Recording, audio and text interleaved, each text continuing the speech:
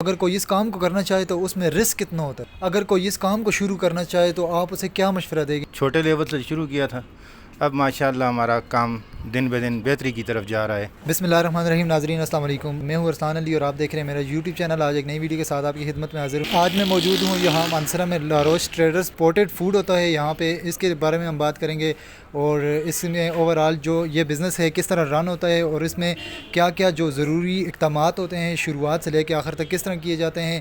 آئیے یہاں پہ آنر موجود ہیں، ان سے بات کرتے ہیں۔ السلام علیکم جی۔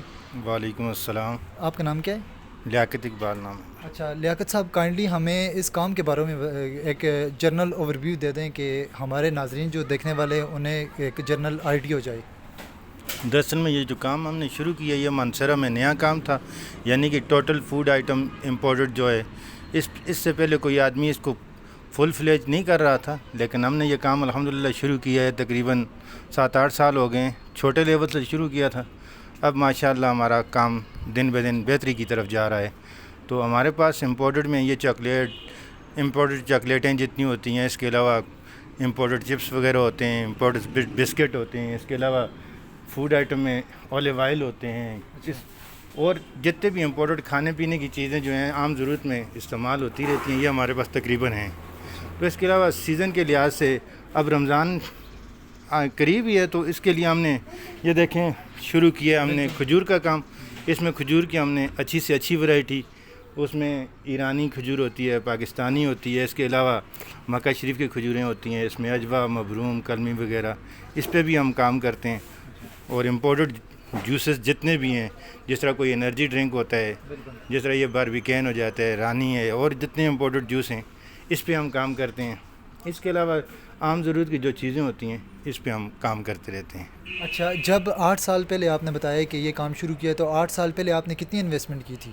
میرے پاس خیر اتنی انویسٹمنٹ تو نہیں تھی، بس 2 یار تھے، انہوں نے مل کے کچھ تقریباً لاکھ 1.5 لاکھ سے ہم نے کام شروع کیا تھا۔ اچھا، چونکہ آپ نے مانسرا میں ایک نیا کام شروع کیا ہے اور آپ نے ایک نیا ٹرینڈ جو ہے مانسرا میں انٹروڈیوس کروایا ہے، تو کیا سوچ کے آپ نے یہ کاروبار شروع کیا ہے، اس کے بارے میں بتا دیجیے۔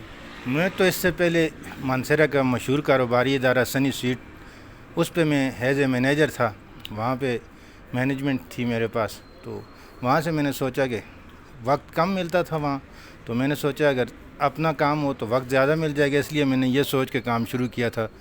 تو میں نے کہا اگر بچت کم ہے تو خیر ہے، کوئی بات نہیں ہے، ٹائم زیادہ مل جائے گا مجھے اپنی ضرورت کے لیے، تو یہ سوچ کے میں نے کام شروع کیا تھا، تو اللہ نے کیا مجھے اس کا بینیفٹ اچھا مل گیا ماشاءاللہ، اور آپ کا بزنس جو ہے رن ہو رہا ہے۔ تو آپ ایز اے ہول سیل بھی کام کرتے ہیں، دوسرے ڈسٹریبیوٹر ہیں یا نہیں ہیں آپ، اور اگر ہیں تو کون کون سے ایریا میں آپ ڈسٹریبیوٹ کرتے ہیں؟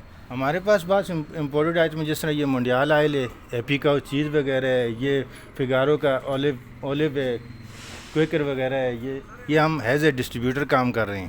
یہ ہمارا کراچی سے آ جاتا ہے، تو ادھر ہمارے پاس پورا ضلع جتنا بھی ہے مانسرا، یہ سارا ہمارے پاس ہے، ماشاءاللہ سارے ایریا میں ہماری سپلائی جاتی ہے۔ اچھا، تو ایز اے جنرل اگر بات کی جائے تو آپ جو امپورٹڈ چیزیں منگواتے ہیں، آپ نے جیسے کہ کافی سارے آئٹمس کے نام لیے ہیں، تو کون کون سے کنٹریز سے آپ امپورٹ کرواتے ہیں؟ نہیں، یہاں پہ پاکستان میں تو بڑے بزنس مین ہیں، ہم تو چھوٹے سے بزنس مین ہیں۔ میرے خیال میں یہ جس طرح یہ اولیو آئل ہے، ایپیکا ہے، یہ بڑی برانڈڈ آئٹم ہے، اور اس کے پورے پاکستان میں ایک ڈسٹریبیوٹر ہوتا ہے جو پورے پاکستان میں سپلائی دیتے ہیں۔ میرے خیال میں ان کا سب سے چھوٹا ڈسٹریبیوٹر ہوں مانسرا میں، اچھا، یہ آخری ہے، اس کے آگے انہوں نے ڈسٹریبیوشن دی بھی نہیں ہوئی، تو میں سب سے چھوٹا ڈسٹریبیوٹر ہوں ان کا۔ ویسے تو ان لوگوں کے بڑے بڑے کام ہیں، ہم تو چھوٹے سے ڈسٹریبیوٹر ہیں ان کے مانسرا کے لیول پہ۔ تو آپ نے ایک کام شروع کیا اور یہ تمام چیزیں ظاہر ہے آپ کے کام شروع کرنے سے پہلے اس کا رسک کا فیکٹر دیکھا ہوگا، تو اگر کوئی اس کام کو کرنا چاہے تو اس میں رسک کتنا ہوتا ہے؟ بس یہ ایک تو قسمت کی لاکھ کی بات بھی ہوتی ہے، دوسری مارکیٹ میں اپنی ایک ویلیو بنانی پڑتی ہے یا پہلے سے بنی ہوتی ہے، تو اس پہ کسٹمر جو ہے اعتماد کرتا ہے۔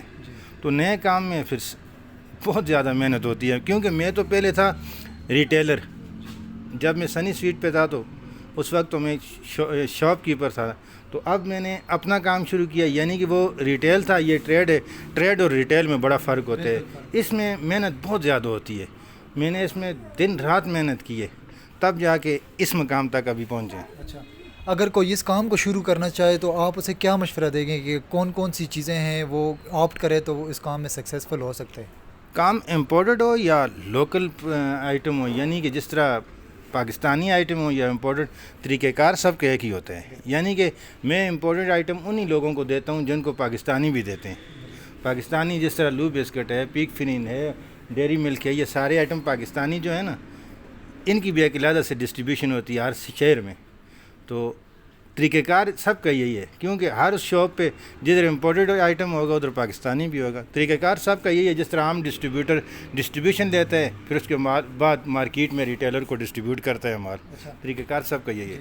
تو اسپیسیفکلی اگر کھجوروں کی بات کی جائے جیسے آپ نے بتایا، تو آپ نے ابھی اس وقت کتنے قسم کی کھجوریں رکھی ہوئی ہیں اور یہ کاروبار کس طرح بینیفیشیل ہے رمضان کے لحاظ سے؟